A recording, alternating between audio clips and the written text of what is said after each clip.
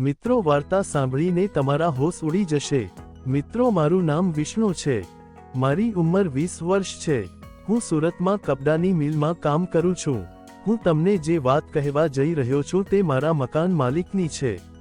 મારા મકાન માલિક નીચેના ફ્લોર ઉપર રહે છે અને હું ઉપરના માળ પર રહું છું। મારા મકાન માલિકનું નામ રમીલા છે। હું તેને રમીલા આંટી કહું છું।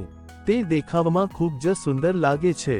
આમ તો તે 35 વર્ષની છે, પણ તે તેના શરીરનું સંપૂર્ણ રીતે ધ્યાન રાખ્યું છે, એટલે તે દેખાવમાં 24 વર્ષના દેખાય છે। હું જ્યારથી અહીં આવ્યો ત્યારથી મને તે ખૂબ જ ગમવા લાગ્યા હતા। તે પણ મારી સાથે ખૂબ જ પ્રેમથી વાતો કરતા હતા। જ્યારે પણ તે મને જોતી ત્યારે મારી સામે હસતી રહેતી। તે ઉપર કપડાં સૂકવવા કે અન્ય કામ માટે આવે ત્યારે અમે બંને ઘણીવાર અલગ મલકની વાતો કરતા। હું તેની વિશે એકાંતમાં ઘણીવાર વિચારતો અને મારું કામ કરતો હતો। જેમ જેમ દિવસો પસાર થતા ગયા તેમ તેમ તેના પ્રત્યેની મારી રુચિ વધતી ગઈ। મને તેને પથારીમાં ભરવાની કોઈ તક મળતી ન હતી, પરંતુ એક દિવસ તેના પતિને ગામડે જવાનું થયું। હું આ જાણીને ખૂબ જ ખુશ થઈ ગયો અને મારું મન કૂદકા મારવા લાગ્યું અને મને કહી રહ્યું હતું કે આ સમયનો ભરપૂર ઉપયોગ કરી લેવો જોઈએ। રોજની જેમ આજે પણ આંટી કપડાં સૂકવવા માટે ઉપર આવ્યા હતા। હું તેમને કહેવા લાગ્યો કે ઘરે કોઈ નથી, તમે એકલા છો, જો કોઈ મદદની જરૂર હોય તો તમે મને કોલ કરી શકો છો। આંટીએ નાનું એવું સ્મિત આપ્યું અને કહ્યું કે ચોક્કસ। પછી તે ચાલ્યા ગયા। મારા નસીબ જોગે સાંજ પડતા ભારે વરસાદ શરૂ થઈ ગયો। અમારા એરિયામાં લાઇટ ન હતી।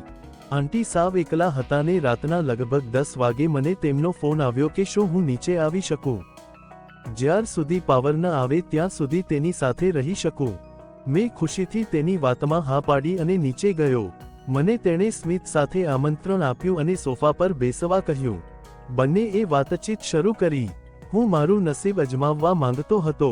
મેં આંટીને કહ્યું કે જ્યાં સુધી પાવર ન આવે ત્યાં સુધી આપણે રમત રમીએ। મને ખૂબ જ કંટાળો આવે છે। તેણે મને હા પાડી અને પૂછ્યું આપણે કઈ રમત રમીશું। મેં કહ્યું કે આ રમત ખૂબ જ સરળ છે, પરંતુ જે કોઈ હારે તેણે વિજેતા જે કંઈ કહે તે કરવા માટે તૈયાર રહેવું। આંટીએ વિચાર્યું અને કહ્યું ઠીક છે। મને મનમાં લાગ્યું કે મેં અડધી બાજી જીતી લીધી છે। અમે પત્તાથી રમવાનું શરૂ કર્યું। લગભગ અડધી કલાક ગેમ ચાલી અને અંતે હું જીતી ગયો। હવે શરત પ્રમાણે મારે તેમને કામ કહેવાનું હતું। આંટીને મેં કહ્યું કે તમારે મારી સાથે મજા કરવાની છે। આ સાંભળીને તે ચોંકી ગયા। હું પણ ડરી ગયો, કારણ કે તે કેવી પ્રક્રિયા આપશે ત્યારે મને ખ્યાલ ન હતો। પછી મેં તેના ચહેરા પર એક અલગ પ્રકારનું સ્મિત જોયું। તે મને કહી રહ્યું હતું કે આંટી મોજ મસ્તી કરવા માટે તૈયાર છે। તે મારી નજીક આવીને બેસી ગઈ અને મારા કાનમાં આવીને કહેવા લાગ્યા કે ચાલો અંદર જતા રહીએ।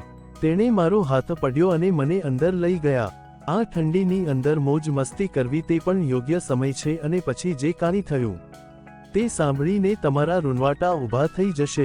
આવી જ વાર્તા સાંભળવા માટે ચેનલને સબસ્ક્રાઇબ અને વિડીયોને લાઇક કરજો દોસ્તો। ધન્યવાદ।